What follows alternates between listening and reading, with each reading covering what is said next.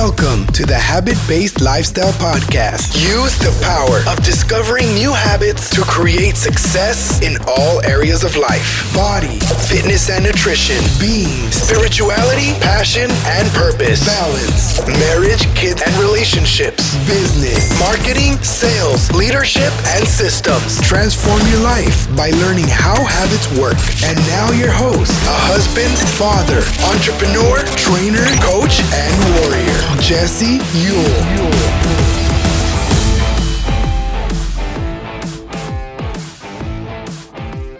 Welcome back to the Habit-Based Lifestyle Podcast. I'm your host, Jesse Ewell, and today we're going to be talking about the habit of power.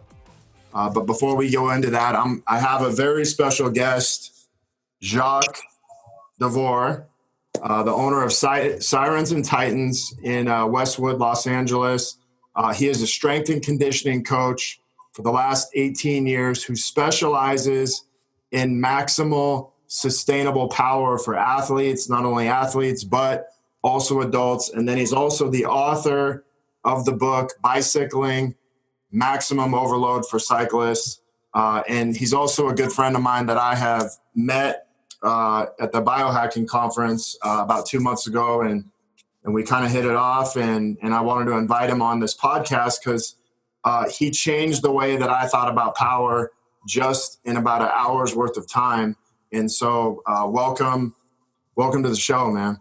Thanks, Jesse. Thanks for having me. I'm glad we're getting time to spend talking about power. Yeah. So what is this thing that we are talking about today? Power, like as it translate to fitness and this type of working out.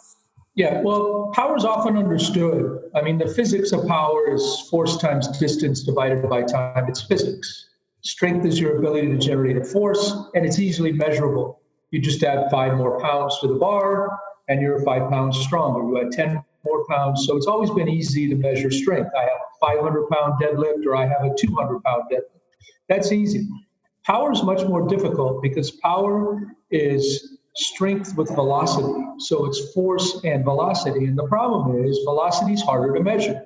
So a power clean, if I was to look at it and I was to have you do a power clean or any kind of a vertical jump, I would say, is that your maximum power output? Now we could measure it.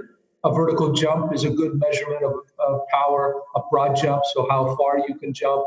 And in the combine for football players and everything else, they have a lot of power measurements with short bursts of power because that's what that sport requires. But power is getting easier to measure because technology is coming in, and there's velocity-based programs where they have an accelerometer built into a little band on a bar, and they can start measuring it a lot easier. But it's always been difficult, and it's really been eyeballed by the coach.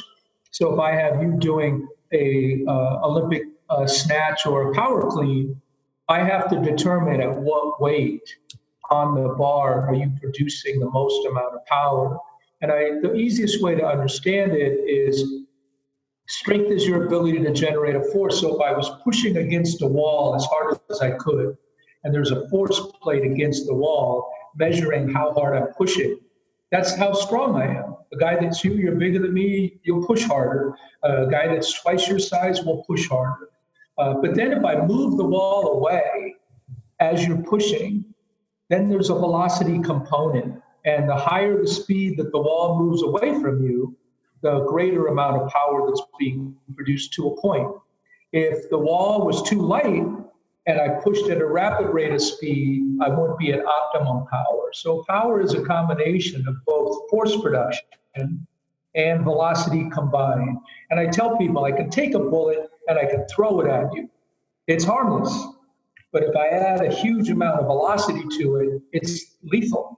Right. And in sport, power is everything. Power is how you jump laterally, forward, backward. Power is how you move an opponent in wrestling. Power is how you throw somebody in a judo match, in a 100-meter dash. Power is really shown because it's how someone moves their body through space in a very short amount of time. But there's also power, and when you talked earlier about maximum sustainable power, any event that lasts longer than about 20 seconds in length in sport requires a sustainability of power. And I'll give you an example. Your best 100-meter dash runner is not always your best 200-meter runner. Now, the reason why is because he has to hold or she has to hold the highest percentage of their 100-meter speed longer throughout the entire time. So there's this continuum of really, really explosive absolute power, which is typically a much bigger athlete, all the way to, if you were to look at runners as an example, a 100-meter dash runner, if you look at the start of a 100-meter dash in the Olympics, these guys are muscular. They got big bodies, they got big, huge legs, because they're producing power for about 10 seconds, and that's it. So it's how fast can they come out of the blocks. And then if you go to the other end of the spectrum and you look at a marathoner, world class, these guys have to keep an average level of power throughout 26 miles. So if you were to create a race, a series of races of the 100-meter dash runner against the marathoner, in the 100-meter, the 100-meter guy would win every single one. But then if you go to 200 meters, maybe the marathon runner is closer, but still not winning. Then if you go to 500 meters, 800 meters, 1,500 meters, probably there's a tipping point where you see at 1,000 meters or 1,200 meters, the marathoner starts to pull away from the 100-meter dash. That's where his production of average power starts to win the game, because the duration of time is going out longer. So he can produce power more efficiently. So when I say sustainable power, it's really the efficiency of production of power. You're using less energy to produce power for longer periods of time. And if I ask any athlete that I have, a tennis player, a basketball player, a volleyball player, which a lot of people would say are absolute power sports, if I ask them, a volleyball player, if I said, if you could jump as well in the end of the game as you do at the beginning of the game, how much more would you win? They go, oh my gosh, a huge amount more. So that's efficiency of power. So that early in the game, they're using less energy to produce the same jump. And then at the end of the game, they're out jumping their opponents and beating them to the ball and winning. And so when I look at power and how it's trained today, most of the strength coaches are focused on absolute power. How do I increase your vertical jump for one jump? Can I add 3 or 4 inches to your vertical jump? And then they let the efficiency of power take care of itself through conditioning in the sport. I turned it on its head and I said, why don't I look at how to put training programs together that allow you to produce power over longer periods of time at close to maximum as possible, because you would win a lot more. So it makes sense if you think about training athletes that way. So I've spent a lot of time on figuring out ways to improve the efficiency of production of power for athletes in sports that are lasting longer than just 20 seconds. Okay, so let me just kind of slow this down for a second. So absolute power is something you may do for, one time up to 20 seconds. I'd say, 10 seconds. I would actually say 10 seconds. And then anything above that turns into what you call now sustainable power. Correct. And your whole approach to this sustainable power is to say, hey, if you're a, football player, if you're a basketball player, if you're a volleyball player, we want you to jump the exact same at the beginning of the game, at the end of the game. And that's really what sustainable power is, or the beginning of the rep or workout as the end of the workout. And someone who's absolute is just this 10 seconds and that's it, they're done. 100%. That's correct. That's a good explanation of it. So, for example, and it's position specific too. So I trained Cassius Marsh at one point in time when he was playing. He's back with the Seahawks again, but he's a defensive end. So he has to hit and then repeat, and then hit and repeat, and hit and repeat. And if at the end of the game he can continue to produce that explosive power off the line, beat the opposing player to the punch, then he'll have a lot better game and a greater opportunity to make sacks and perform and make tackles than if his power is diminishing dramatically, or his power is diminishing at a greater rate than his opponent, because then his opponent can stop him from making the tackle. So Sure. yeah, that's exactly right. And, one of the things that I've seen is a lot of strength coaches or a lot of guys that are training, they're stuck in this mindset of absolute power, and I don't see a lot of them, even talking or training this, this other power that you're talking about, which is, this is what kind of, like, when I first heard it, this sustainable power, I was like, man, like, where was this when I was in, training for football and stuff like that? But can you talk about that a little bit? Sure. Well, what I had done is I had read a research paper from these two Stanford professors.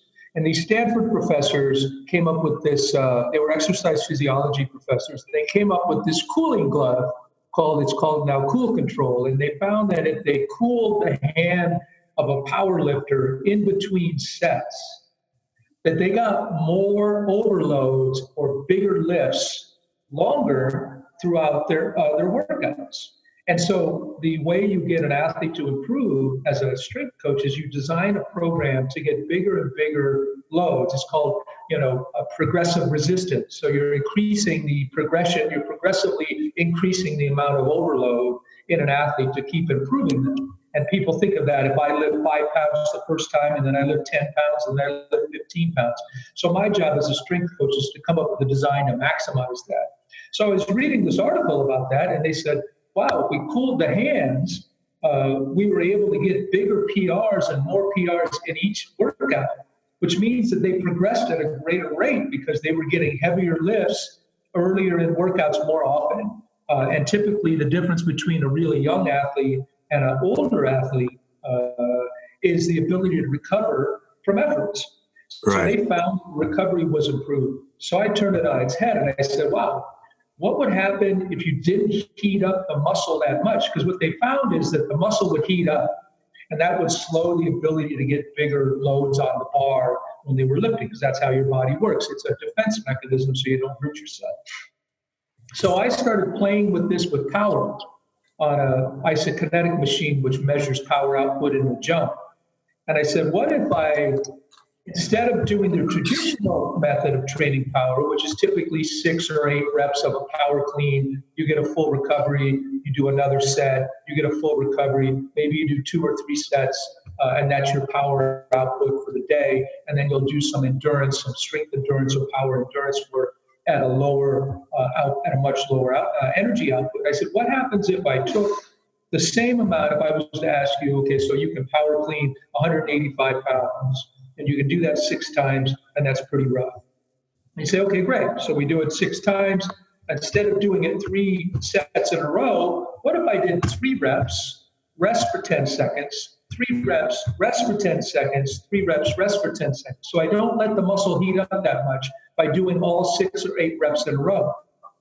I found that I can get much greater overloads in power for you. So instead of just doing the 18 reps, the 6 reps every set for 3, I did it on an isokinetic equipment. All of a sudden, I was getting minutes of time at this high level of output.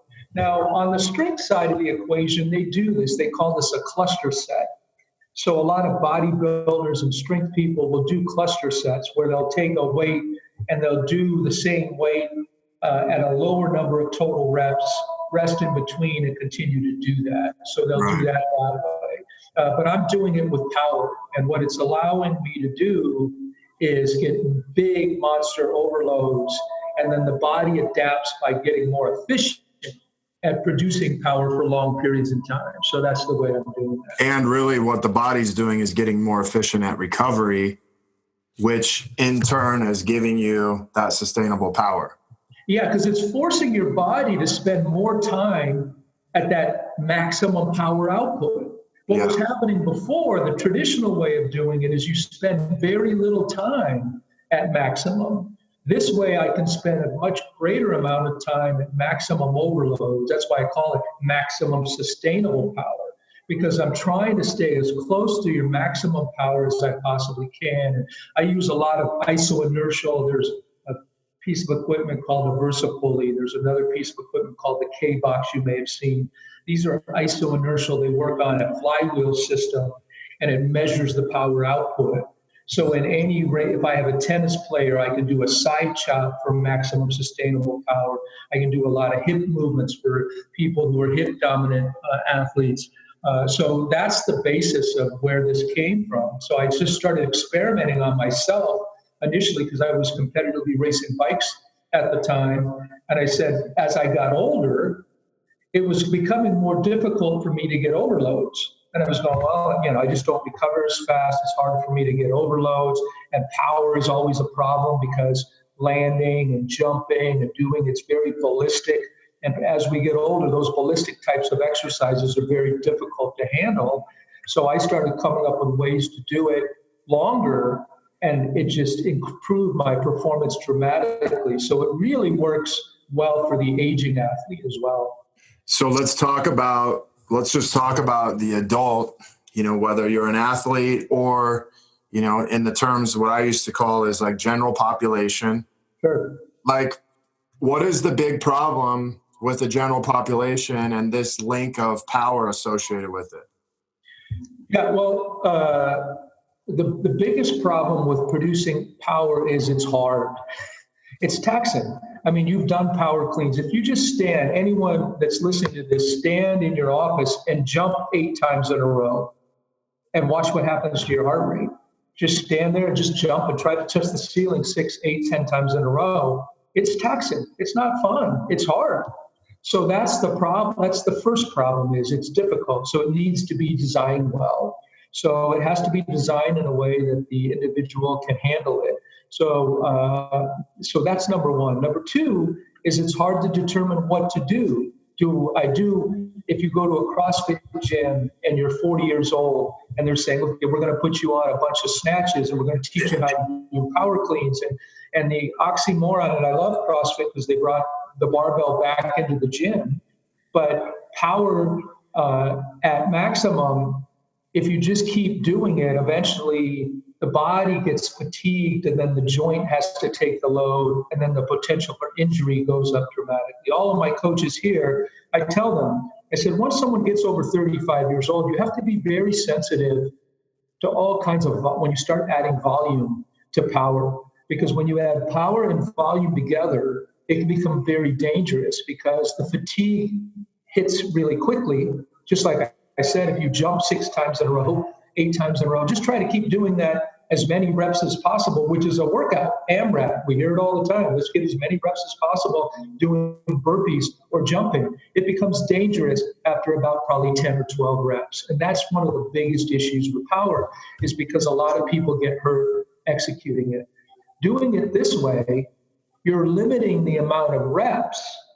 So you're doing maybe 3 reps clean at close to maximum, and then you're resting for 10 or 15 seconds, and then 3 reps again, clean, resting. So the rest in between the reps allows the body to recover, and the primary fuel substrate is ATP. It's the primary fuel for muscle firing.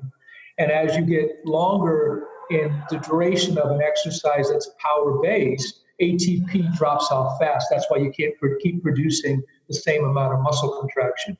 So by adding in that small rest in between, it lowers the risk for injury dramatically and increases the ability to produce power over longer periods of time. So it's a very safe way to do it for someone who's older.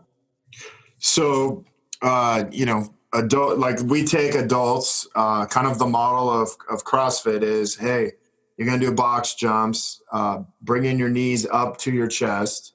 You're going to do a bunch of cleans, which, neither one of those are really training for power. They're training, for whatever. They're training for, like, to me, I look at CrossFit as a sport. It has a function of power and strength. But when I look at the average adult, why is it important that the average adult trains power? And sometimes I like to think for adults as power as like this reactive training, this fall prevention, because it's a training that they don't get. And it's also something that they lose at a higher rate than they lose strength. Right. And the main reason why is an easy way to see it is you don't see many 35-year-old, it's very rare, 100-meter dash runners at an Olympic level. Right. Because what happens is at about 24, 25 years old, fast twitch muscle fiber starts to diminish in your body.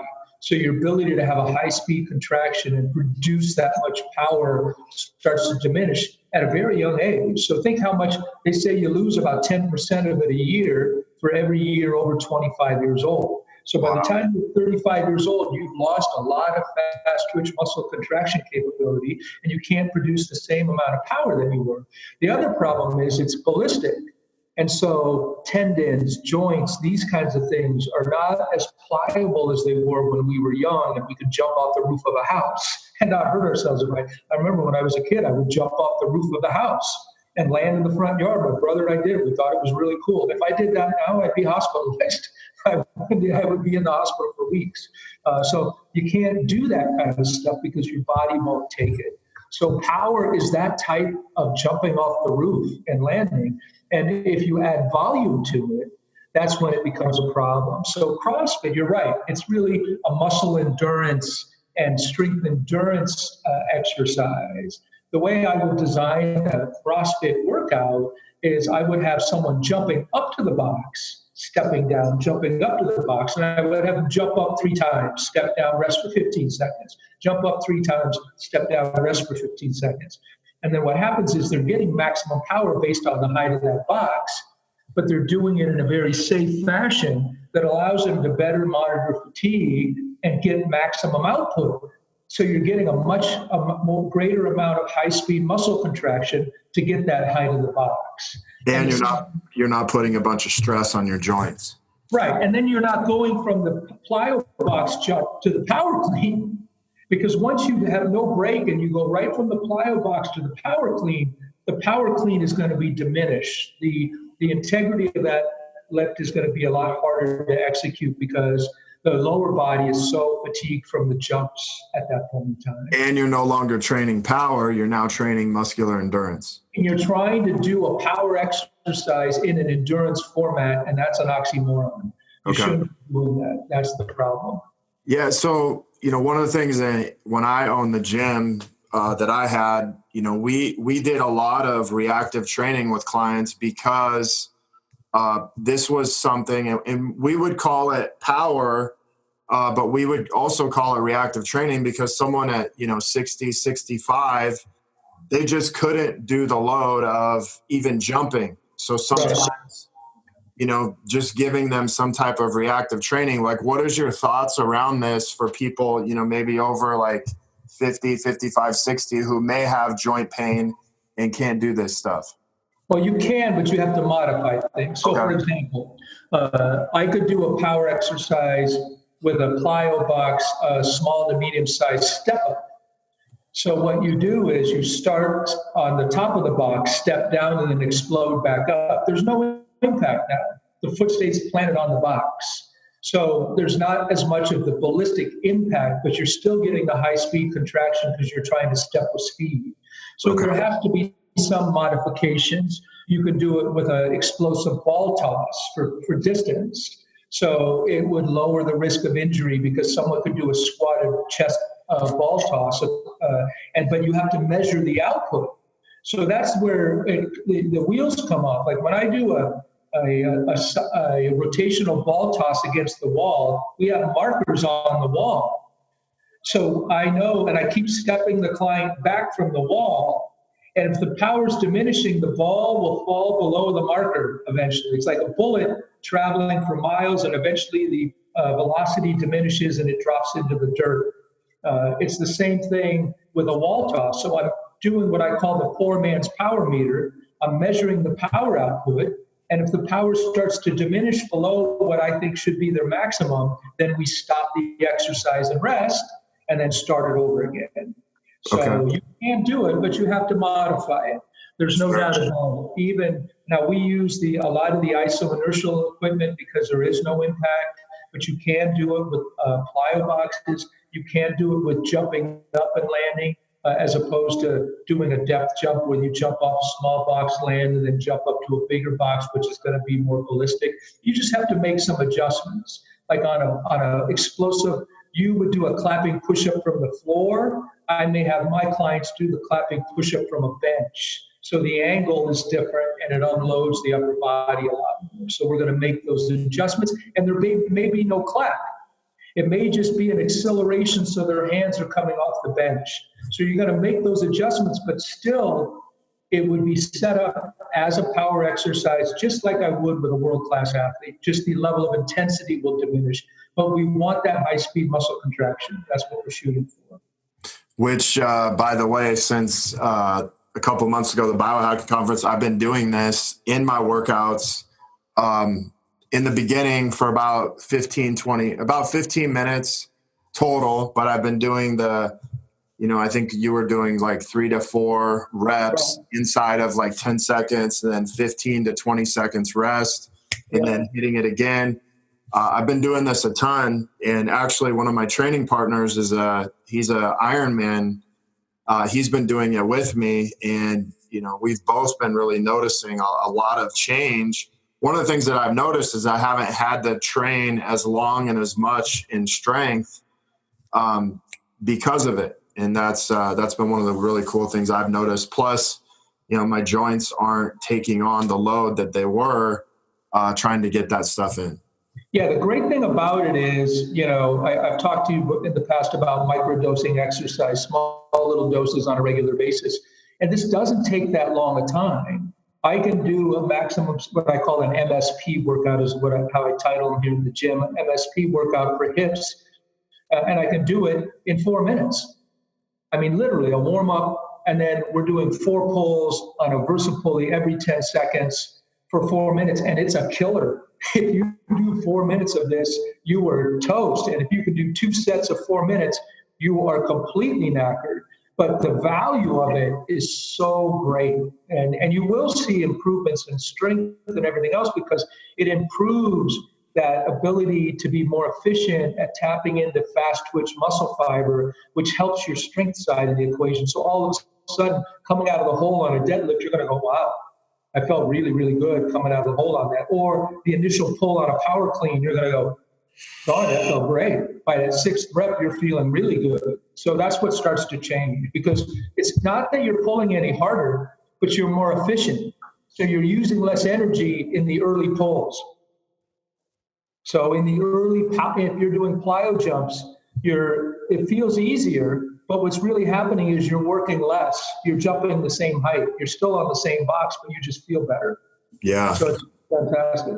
So let's talk about not training in power. Like if you're say, I'm not going to say athlete, because all athletes, I think at some level are training some type of power, whether it's absolute or sustainable, they're still training it. But as an adult, what happens when you don't train in power for years? Yeah, well, I'll give you an example. You know better. You owned a gym, and you got what I call the 45-year-old gym rat.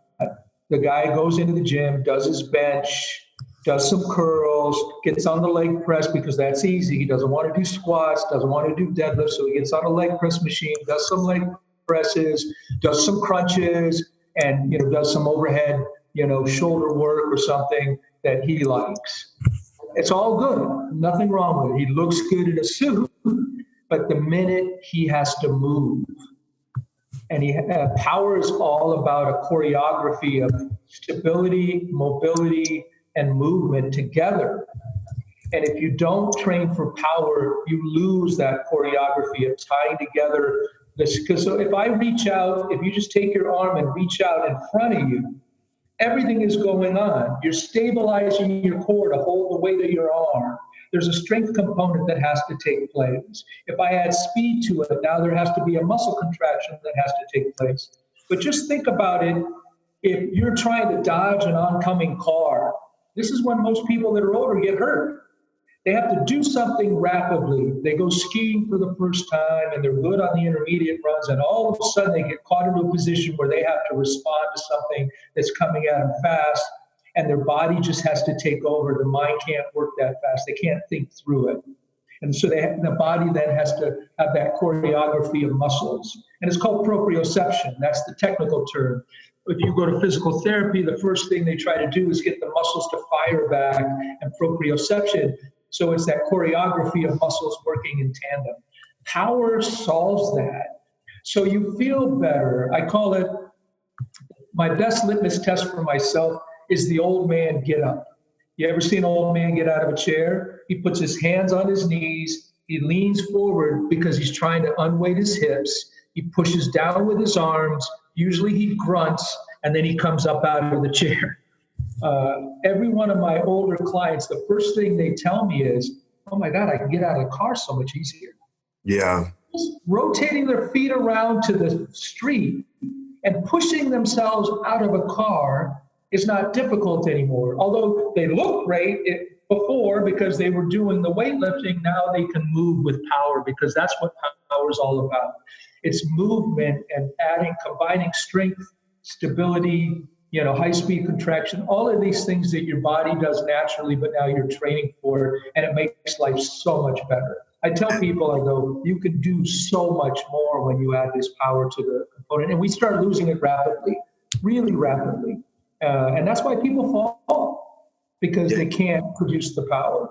Man, I'll be honest with you. Like, I think once every 2 to 3 weeks, I watch like a buddy of mine or a friend of mine or somebody post something on Facebook about, tearing their Achilles, tearing their hamstring, and they're, 40, 45, 50 years old.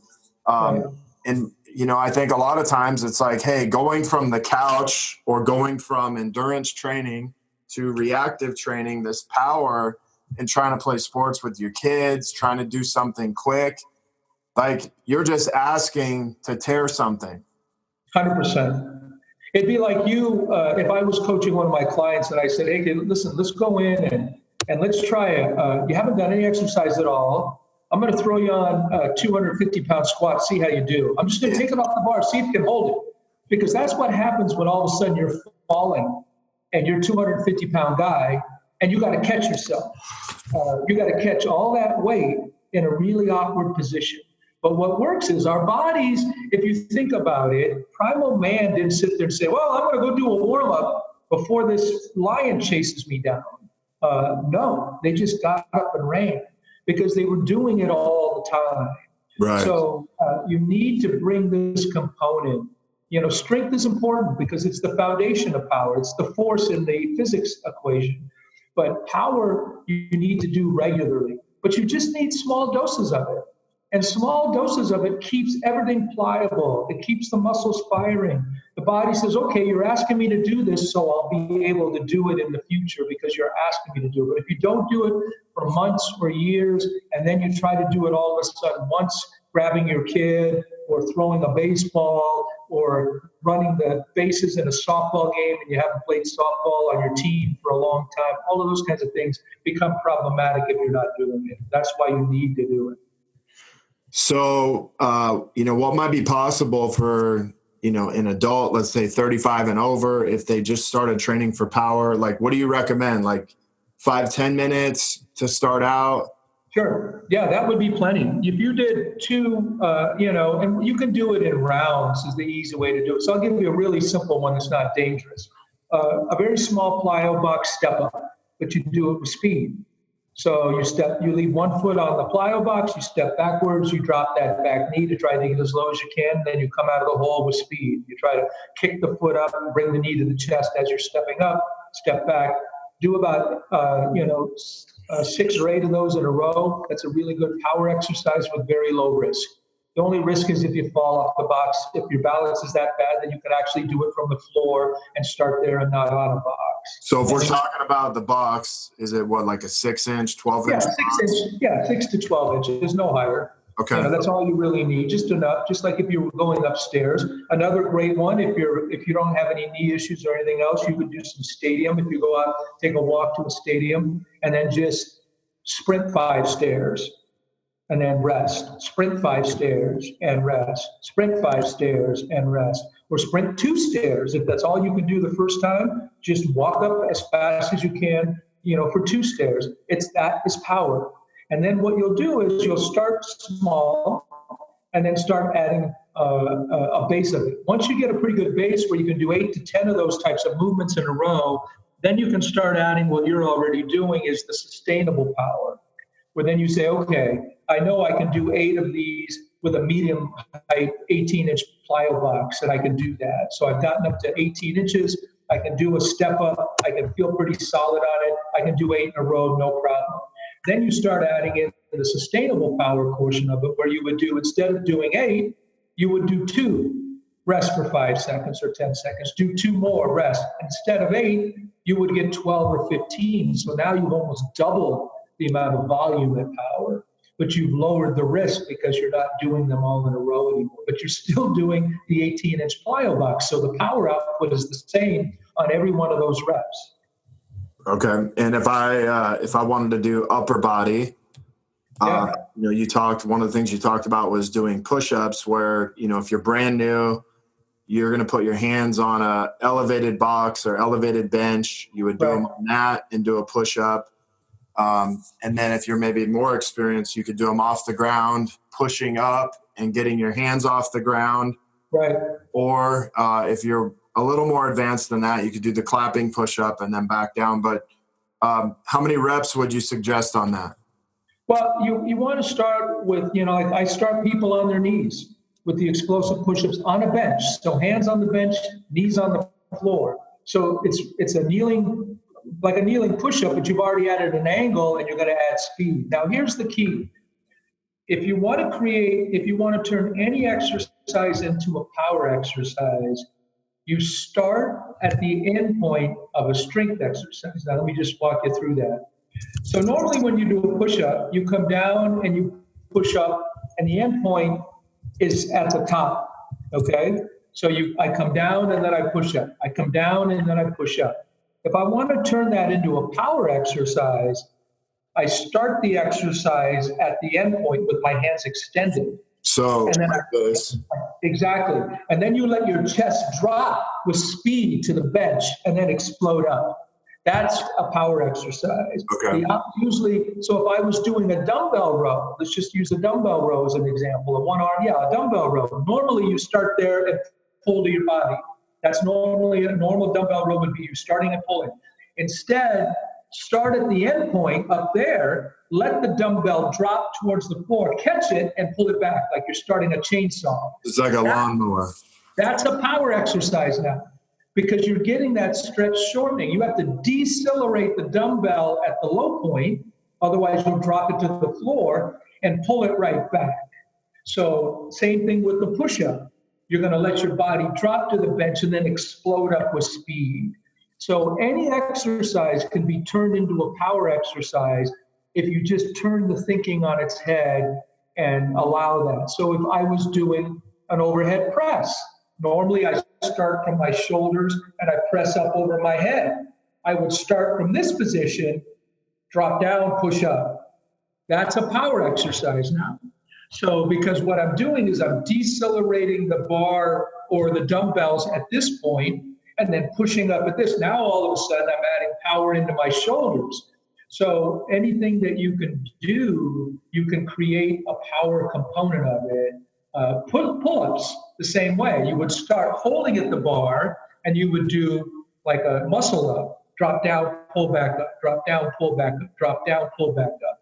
So, but you just have to be careful that you don't use a lot of weight when you start, because it is taxing. So you have to start light, get the hang of it, and then work your way up to it. And let's not forget, the point of all of that is to be able to sustainably do. So if you start with 2 reps or 3 reps, say on a pull-up, by the time I'm in the 8th round, I should still be doing that same amount of reps, correct?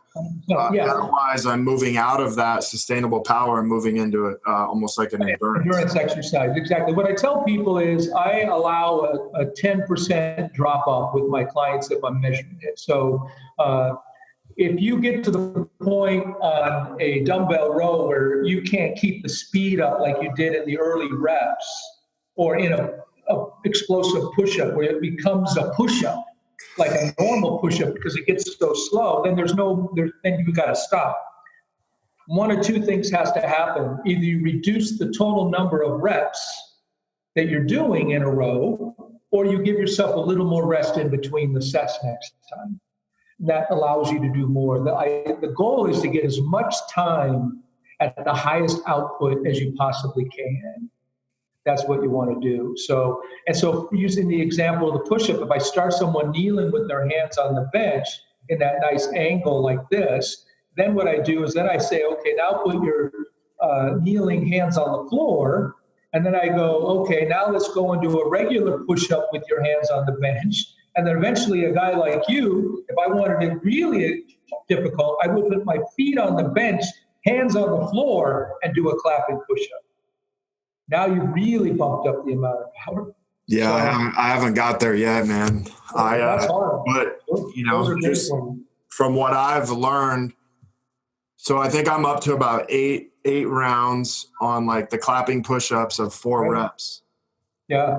And then I've been doing a lot of the jumps and a lot of the standing long jumps. And then power cleans, I've been hitting 2 inside of like that 10 seconds. Now on rest, it's 15, 20 seconds. Yeah, 15 to 20, depending on your level of fitness. Now, the reason why your buddy, the triathlete, will probably be able to do it with less reps. That's why this program works so well for endurance sports and all. Any kind of it where you're going longer, as I said, than about 20, 30 seconds. So if your event lasts like 3 minutes or, like a 5K, and your buddy, the triathlete, your training partner, will start seeing improvements in his swimming, in his cycling, and in his running immediately because he'll start producing more power more efficiently. So all of a sudden, the wattage that he produces on the bike will go up. His runs will feel better. His swim times will start to drop because he's able to start producing a greater amount of power. Now, he's got the endurance capacity to shorten up the rest. But someone who's unfit or isn't fit, you can toy with that. If you go too long, then it doesn't work as well. Right. So I like to go no more than 20 seconds between each effort. And 20 seconds of rest usually is good. With most of my really good athletes, I try to do the reps and the rest within 20 seconds. Okay. So you would do your 3 push-ups, explosive push-ups, and then you would just rest for around 17 seconds or so if it took you 3 seconds to do the push-ups. Yeah, I kind of started looking at it as almost like a reverse Tabata. It's like that 8 to 10 seconds of work and then 20 seconds max of rest. I play somewhere between 15 and 20 seconds. Right. And that works great. Yeah, because what happens is if you go too long, then you're getting too much rest. And if you go too short, then the power production is going to drop because you can't produce the power because you don't have enough time. ATP replacement takes place in about 8 to 12 seconds. Typically, it starts to replace rapidly, but you'll get depleted as you get longer in the tooth. And then I also tell with my clients, if we get over 6 minutes of total time in one of these efforts, then usually you need to go up on the weight. So if you were, if you were doing broad jumps, let's say, and you're able to jump 6 feet in a jump, and you're able to go 6 minutes straight, 3 jumps, rest, 3 jumps, rest, then I would say, okay, let's go back now and let's see if we can go 6.5 feet jumping and go back down to 4 minutes. Okay. Because you're going to be putting out more effort now to get the 6.5 feet. So it's going to really tax you more. And that would typically, if you go over 6 minutes, then you're not at max power anymore. Usually if you can go that long, you're at a sub-max. So if I was looking at rep range, it's somewhere between this 2 to 5. Yeah. 5 almost being max rep range before we need to adjust something, whether it's intensity, whether it's weight or distance or height. Exactly. Now what I do is I tie it to the event. So like your triathlete guy, I would lean more towards the 6 rep sets. But I had Cassius Marsh in here. We were doing 3 reps, 2 to 3 reps, and we would do it for only about 45 to 50 seconds total time. So because his event, when the ball snapped, a play doesn't usually last longer than about 20 seconds. But he needs huge, much bigger amounts of power. Right. So if I go back to that broad jump as the example, I would try to get him to jump to 7 feet or 8 feet on each jump, and then a little longer rest between each one, but the output would be much higher than yours if you were a triathlete or something along those lines. So I tailor it to the event. If it's a cyclist who's a short-term track sprinter, then I may do 6 reps, and I may only go for 3 minutes, but the power output's much higher. So it's dictated by the event itself. Yeah, I like the cool thing I like is all of this stuff you're talking about, somebody could literally do in their living room if they wanted to as a workout at home or in a hotel gym. So you could literally do this anywhere, which is what I think is kind of cool, and get a huge benefit out of it also. Oh, 100%. Because the same thing now, let's just a core exercise. So if you want to look at a core exercise, and if you were to do a leg lift from the floor where you're laying on your back, traditionally you go down with the leg and then you come back up. In the power portion of it, you would start with your feet up, drop down, come up, drop down, come up, drop down, come up. So that becomes a power exercise because you're letting your legs accelerate to the floor, what I call the catch. You're loading eccentrically by catching and loading your core with all of that speed of your legs dropping and then having to bring it right back up. So literally you could do a full body workout in a hotel. You could do core, you could do squat jumps, you could do push-ups, you could do pretty much everything. The only thing that would be harder to do would be a pulling exercise unless you had some kind of a bar or something that you could pull, and that's a weight. But for the most part, you can do all of this at home with a couple of dumbbells, and you don't even you could use a chair that's sturdy. Yeah, I've been working on doing kettlebell swings with this. You can do it with kettlebell swings, exactly. And, because, I think we get in the habit of doing swings like 12, 15, 20 reps. Right. And then it kind of diminishes, the effects of what it is. Right. And so I've really been working on that. And then I also use the trap bar at times just to change it up. But it's been, I've noticed a lot, and I've noticed a lot more in my joints and just when I go into my strength stuff, how much stronger I am. Yeah. You don't have this fatigue that you get. And so the joint, what happens is if you do power for long periods of time, as the muscle fatigues and it can't hold the integrity of the joint has to take the load. So then what happens is that's why you get the joint ache. So as long as you're staying close to your optimum power output, then the joint's not that compromised because the muscles are still fresh enough to produce max power. It means that they're holding on and supporting the joint very effectively. If you get to the point where you were to do 20, jump squats with the trap bar in a row, then the joint starts to become more vulnerable because your legs are getting so fatigued. Something's got to hold it, so the joint holds the weight, and the tendons hold the weight, and the ligaments hold the weight. But what happens is if you don't go that long duration, then the muscles stay fresh enough to maintain the integrity of the joint, and that's how it works. Now, can you do this on a bike, like an Airdyne? Can you do this on a rower? Can you do this? So let me tell you how I would do it on a rower or an Airdyne. What I would do is first I would test my absolute power output on the Airdyne. So in other words, for a 10-second sprint, what's the biggest amount of speed that I could see? So, or on the rower, if I was rowing for 15 or 20 seconds, let's say I see a 137 500 meter output on the rower, or 128 or something else like that, 130. Let's just say 130. So 130 on the rower. Then what I would do is, that's your absolute power number, all right?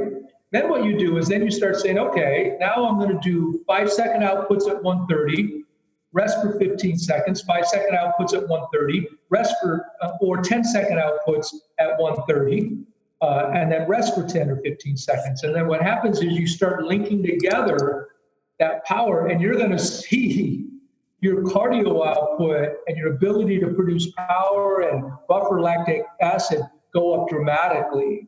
So I do it with my intervals on the VersaClimber. Same thing. I'll do a 10-second effort with a 5-second rest, 10-second effort with a 5-second rest. And depending on what type of outputs I'm trying to achieve, I'll either extend the duration of time. So, if I said, okay, I want to look at my 2,000 meter time on the rower, that's what I'm trying to bring down. Then what I may do is I may test my output for 30 seconds and see what's my average output for 30 seconds or 20 seconds. And then I would start breaking it into 20-second efforts, holding that max output, resting in between, holding that max output, and then little by little extending the amount of time I can hold that max. That's what will happen. So you can use it for intervals, because an interval is an absolute power exercise. It's just like a 100-meter dash. That's Right. what it is. But now all you're saying is I just want to extend my ability to hold that absolute power longer. So some of the best measurements. Except the way that everything's been bastardized in our industry, intervals are no longer intervals. They're endurance workouts, because if you run 100 meters full out, you need 10 to 12 times more minimum rest than what it took for you to do that if you ran it as hard as you could. And what I find is most people, they don't go as hard as they can. And then on top of it, you're doing these 30 on, 30 off, you're doing these negative rest intervals, and people just don't know how to do a maximum output on the exercise. Not only that, it's not safe. And then, they have some trainer yelling and screaming at them to take a rest for the same amount of time, when we both know that, hey, if you ran 100 meters, right, 15 seconds, it's probably going to take you 4 to 5 minutes, if not more, to get that time back.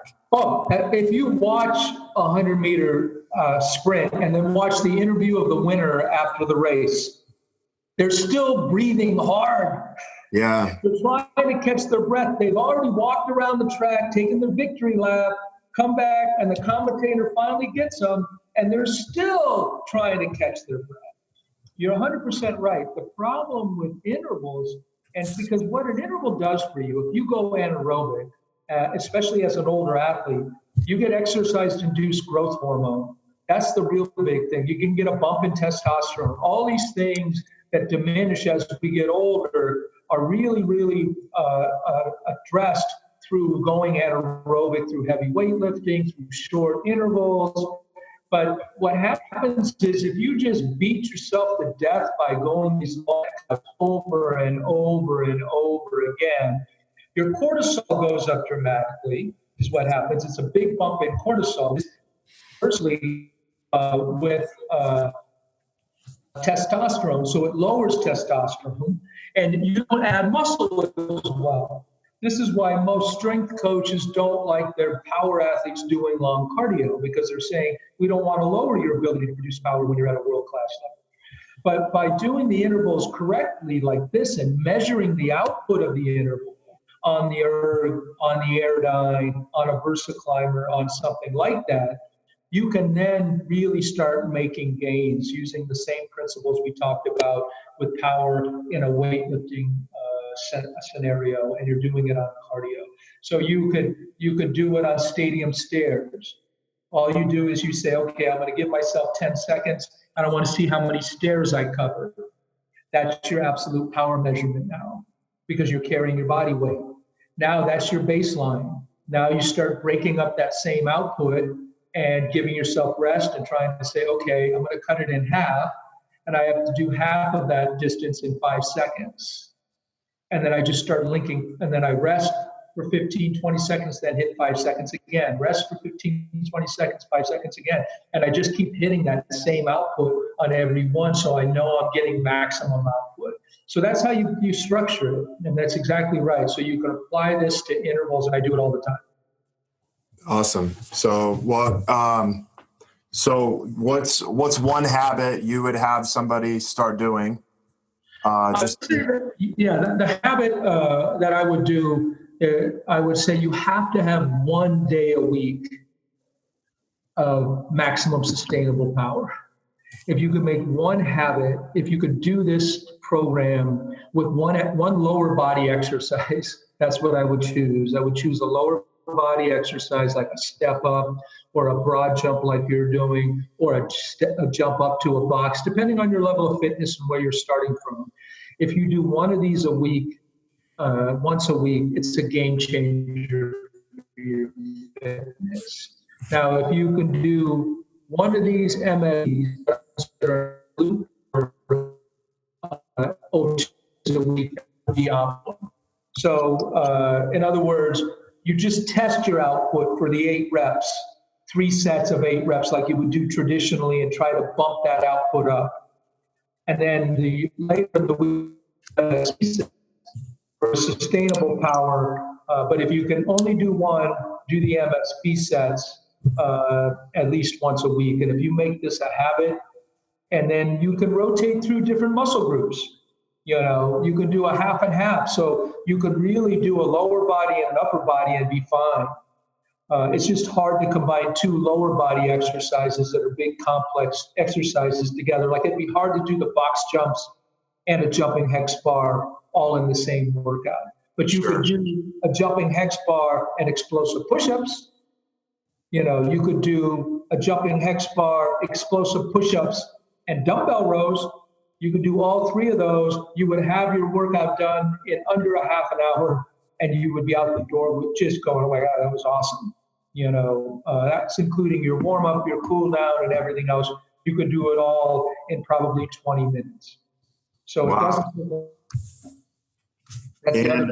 And how, like, one of the things that I've noticed is, you know, I wear my Whoop band, but I've been getting my heart rate up to like 175, 180, doing these and training this way, which there's no way I can get it up that high, even just doing cardio a lot of times. So that's one of the things that I've really noticed. And my recovery has gotten so much better also.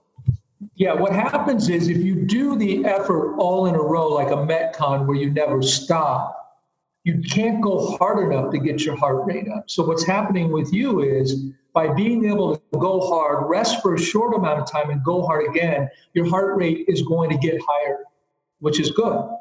So it's a good stress, but it's manageable because the rest gives you the ability to manage it. You don't get bleary-eyed. You know, where you're going, oh my God, am I going to be able to do this? Next thing you know, you wake up on the floor. You know, that's what you don't want. So how does somebody get in contact with you to find out more about you and what you do? Sure. Programs. Instagram, Sirens and Titans Fitness. Facebook, we're on Sirens and Titans Fitness. You can contact us here at the gym, 310-307-0200. is the number here in LA. If you're emailing me, Devore at sirensandtitansfitness.com, you can email me as well. And I'm really good about responding. Even with the book, people would put comments in with questions, and I put my email out there. And so if someone sends me a video and says, hey, Jacque, am I doing these walking lunges right? Or am I doing my jumps right? I'll take the couple of seconds if you take the time to send me the video, and I'll say, hey, no. Get your hips down lower. Go to our YouTube channel. We have a YouTube channel as well, Sirens and Tights, which I have a ton of exercise examples on there. Lots of it being sustainable power, how to do a number of different exercises. So it's a wealth of information there as well. So you can get some great ideas on exercises there. Yeah, and if you guys have, if you're listening to this and you have any questions, I'll make sure I put in the show notes his email and also his gym's website. That way, if you have any questions or you may want to work with him, do you do online training? I do. Okay. I do distance training. I coach a lot of, I just had a woman that did the Dirty Kanza, which is a 200-mile gravel race. It's big in the cycling circles now. And she took 6th. So I trained her for all of her strength and conditioning online this off season. I train a lot of cyclists and endurance athletes. I got a Krav Maga guy that I train from a distance. So I train all different sports using these same principles for developing sustainable power. Jiu-jitsu guys, a lot of, because I come from a wrestling background, so I have a pretty good understanding of that as well. Yeah, man. I've level 5 Krav Maga, so I did that for quite a while. That's awesome. Yeah, I love that sport. I'm a little rusty since I've moved here, but good. Yeah, it's good. You mix it up. I'd like to get back on the mat. Because I've been a cyclist. The main thing is I have a lot of injury. A lot of this. Both my wrists are beat up from crashing in bike races. I have a very old school knee surgery from the late 70s when I was wrestling in college, when they would have you in a hip to ankle cast for 6 weeks and you'd sit in a hospital bed for 5 days after the surgery. It was barbaric. Seriously. I got big, long zipper scars on both knees, and I do all of this. So I can show you how to get around it. There's no reason why you can't stay fit as you get older. You just have to make some adjustments, and the program design has to be thoughtful. And if it's not, then you'll have problems and you'll jump into that where I can't do this. And when I love this idea of habits, because if you start developing these habits and you just incorporate them and you're mindful of it, we talked earlier about me incorporating fasting as more of a habit now, because I look at fasting as a stress on the body. And so even at my level, I'm trying to figure out how to improve performance. Right. And so I'm constantly playing Dr. Frankenstein. So I'm always experimenting on myself. I don't prescribe anything to anybody unless I've done it myself. And I'm improving my fitness. I set a world record last year on the mile, unofficial, on the VersaClimber for a mile at 59 plus in age. And so that's not age group. That was the fastest mile on the climber. If you get on the VersaClimber, you know how hard that is. So I'm just trying to figure out how to work it, let alone worry about getting the mile. Yeah, it's hard. But my point behind all that is a lot of people, and I think we saw this when we were at the conference, there was that interesting discussion about those senior citizens out of a nursing home, and they put them into a different environment of when they were in their 20s, and they dressed them like they were in the these were 80-year-olds, they dressed them like they were in the 50s, they did everything like they were, put the TV shows that they saw back then, newspapers, for a week, fed them the same way, and then checked all their biomarkers, and everything was better at the end of the week because they saw themselves as being younger. So the only thing I can tell you as being, more mature as an athlete is that you have to get out of that mindset. So one of the other habits I would try to do is don't see yourself as not being able to do things, because that's a big mistake and a big limiter on your ability as an athlete and just as a human being in terms of what you're capable of at any age. And we're seeing more of that because we're getting more athletes that are doing amazing things in their 50s, 60s, 70s, and 80s. So there's no real limit. And the idea of habits is really important in all of that.